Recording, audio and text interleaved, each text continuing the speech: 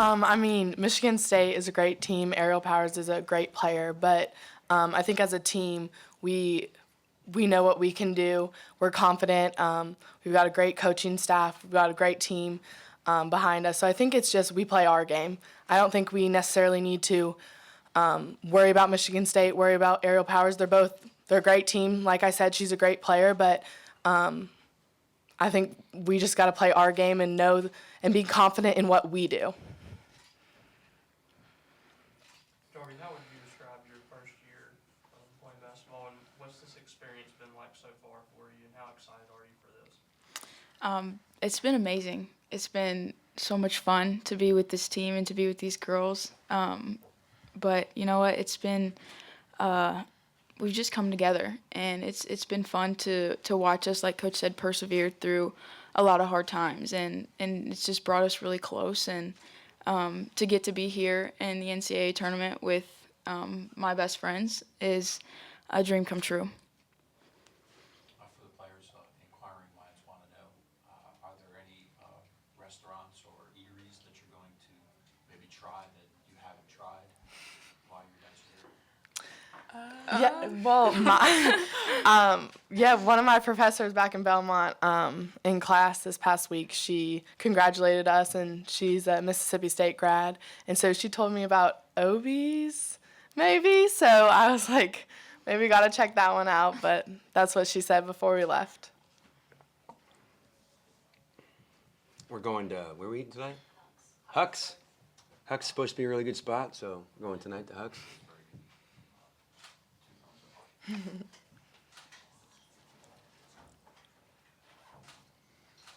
Any more questions for our ladies? Okay, you three are dismissed. You guys are going to leave me here alone? You got it.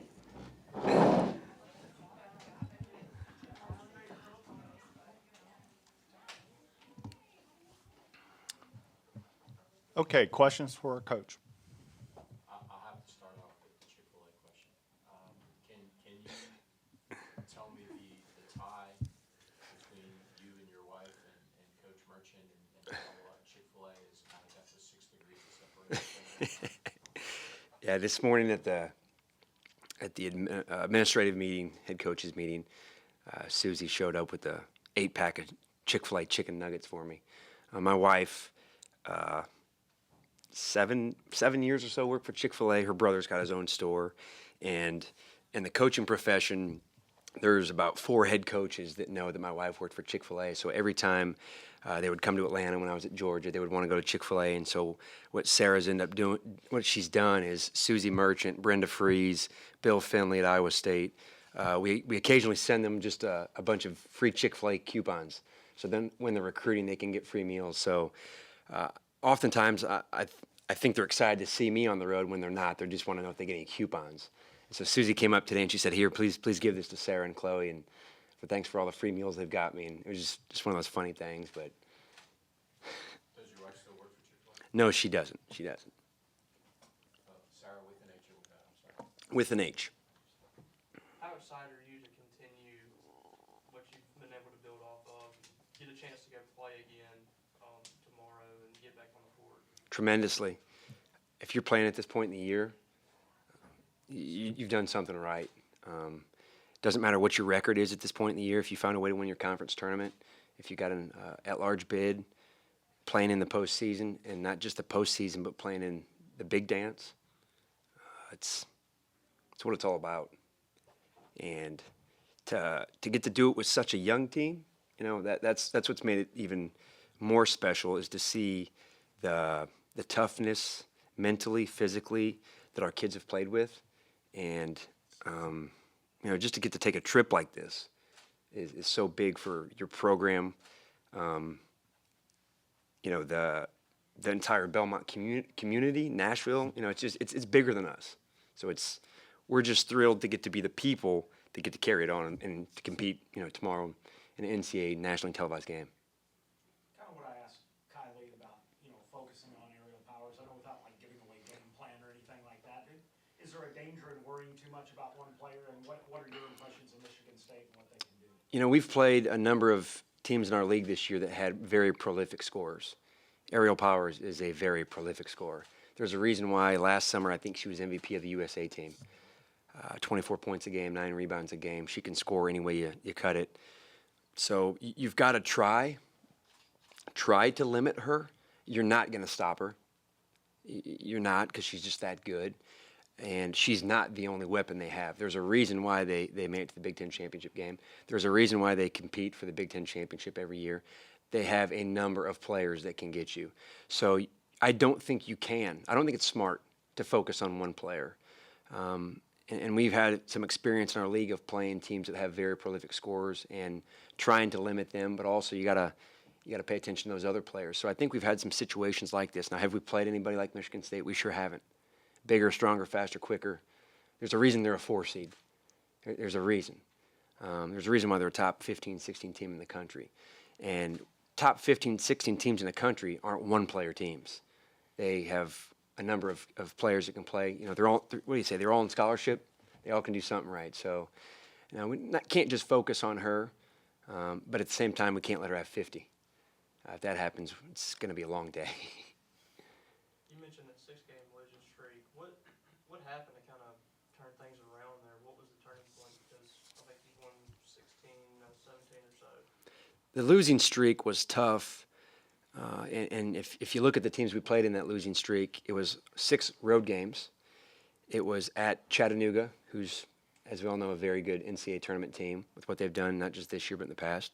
It was at Green Bay, who I think we all know is a top 25 team. It was at IUPUI. It was at Western Kentucky. So you're talking about 2 NIT teams. And then it was 2 conference games. And what we found was that we were playing hard. We were competing. And we thought we were doing enough. But then you realize that you've got to take that extra step, that extra piece of toughness, that extra effort to close out games. And we weren't closing out games. And in particular, the rebounding side of it. We were giving up big-time offensive rebounds late in games that led to very easy second-chance points. And it's funny because that 6-game losing streak, that was our Achilles heel. That's what we overcame to do what we did the last 17 games. And now it's come full circle because what is Michigan State so good at? Rebounding. They're one of the best rebounding teams in the country. So it just kind of goes to show us again that, hey, if we want to become who we aspire to be, we've got to deal with that same, piece that we struggled with early in the year, but on a much bigger scale. And so the rebounding piece is what changed for us, the toughness of the rebounding and finishing out possessions. We would get stops, but then we wouldn't finish the possession with the defensive rebound. And so I think that is really what changed it for us. And if you look at our rebounding numbers, it's proved. It's proof that we got better at it. In the OVC tournament, I think we out-rebounded our 3 teams by 60-something, championship game by 32. And that's just a testament to our kids' will to want to go find somebody, box them out, and go pursue that ball. And, Darby Maggard, our freshman point guard, averaged almost 5 rebounds a game. Now, that wasn't because she was such a great rebounder. It's because the other 4 people did their job with getting people, carving them out, and now she gets to go get that rebound. So I'd say that's a big reason why we were able to turn the season around and win some games late. A lot of games, actually. Maybe the Chick-fil-A is the SEC tie-in to Coach Merchant, but everybody here seems to have an SEC kind of tie-in, obviously with your time in Georgia.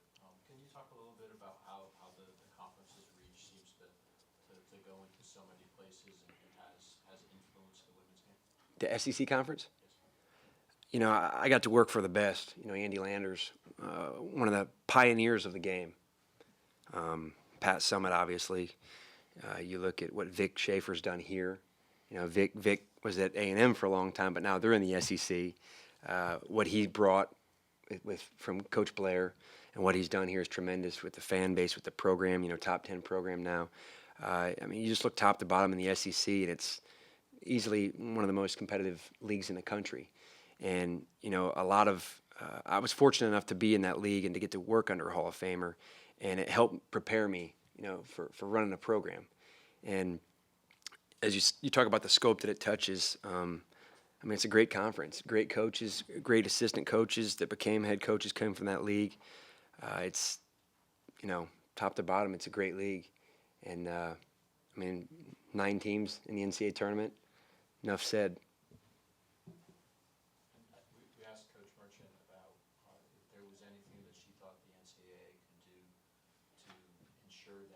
team is seeded a number 4 seed and by the seed deserving to play at home or close to home.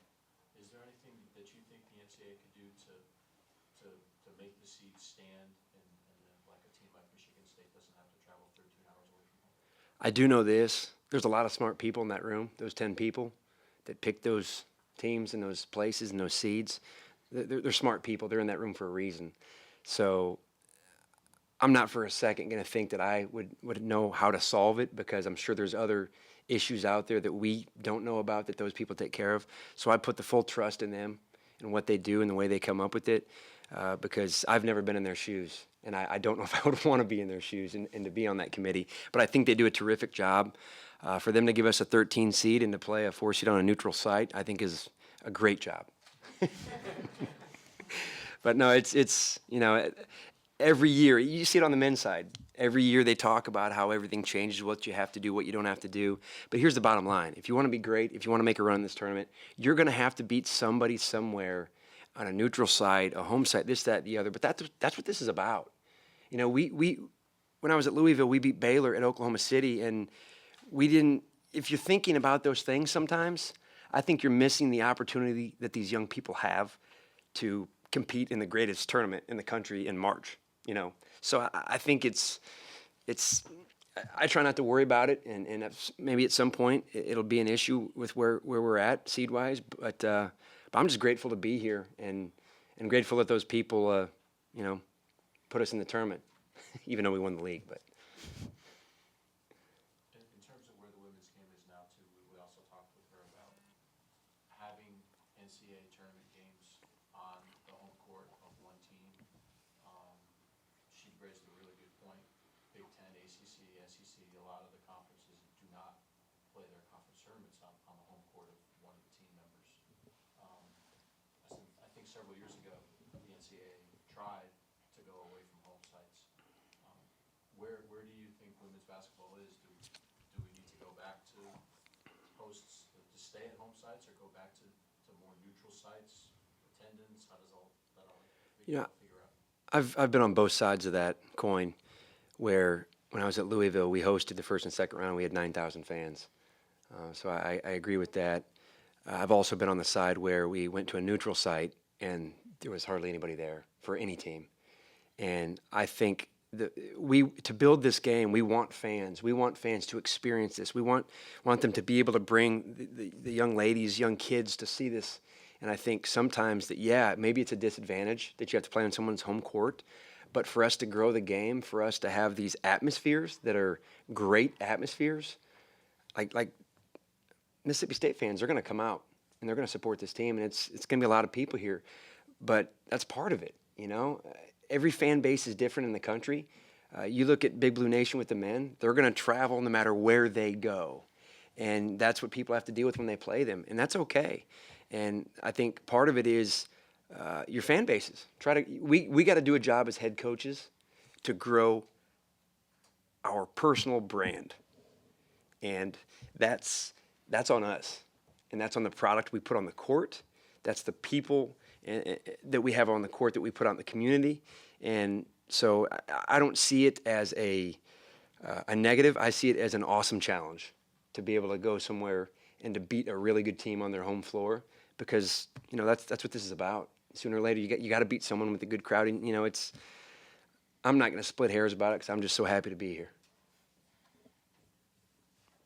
What did you learn from your time as an assistant at Louisville when you made that deep tournament run that you think has helped you preparing for this tournament? The thing Jeff Walz does so well is he keeps his kids loose. He's relaxed in tough situations. I'll never forget, it's the night of the championship game. We're playing UConn, and it's our pregame meal, and I look around, and Jeff's kids are running around, his brother's kids are running around, and we're in our pregame meal, and most coaches, when they have a pregame meal for a game, it's like just your team, and you don't talk. It's just so kind of unnerving, and it wasn't like that. We didn't make it any bigger than it was. I mean, yes, it was the championship game, but at the same time, it's just another game, another great opportunity for us to go out and compete. And what I learned from working with Jeff that year is how to keep your kids loose, because I'm a pretty high-strung individual myself. So it was good for me to see a different way to skin a cat and how to keep your team calm and still have fun and embrace the moment. Relish the anxiety, because there's going to come a point in time where you don't get anxiety from your everyday job possibly. And so embrace the moment that you have as a competitor. And as a coach and a coaching staff, our job is to put them in the most comforting position we can for success and for them to have fun. And so, I'm a goofball, and we like to keep it loose. We like to have fun, and that's the biggest thing I took from him, is that it's okay, because you have to be yourself. Because when you're yourself and your team knows it, they're going to be more comfortable. Shaquille O'Neal. This is I read this year. One of the best quotes I've seen that I try to live by now is Shaq's quote: "If the general is calm, the troops are calm." Same sort of thing. If I'm anxious and nervous and worried, our players are going to sense that. So just try to keep them calm and have fun, and make it a fun opportunity to compete, not a pressure situation that we have to win.